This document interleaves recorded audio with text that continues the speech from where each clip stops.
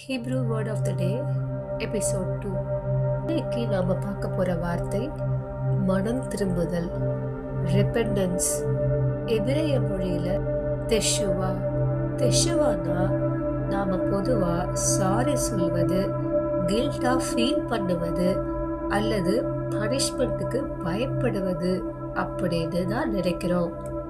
ஆனால் எபிரேய வார்த்தையான தெஷுவாக்கு இதெல்லாம் அர்த்தம் கிடையாது.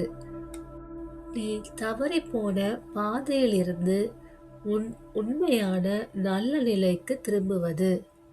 தெஷுவாவின் ரூட் வேர்ட் ஷவ், அதாவது திரும்பு. அதுதான் முழு அர்த்தத்தை சொல்லுது. அது கில்ட் இல்லை, பனிஷ்மெண்ட் இல்லை, சாரி கேட்டுட்டு கடந்து போவது கூட இல்லை. உன் ஆன்மாவின் தெய்வீக அடையாளத்தோடு மறுபடியுமாக கனெக்ட் ஆவது.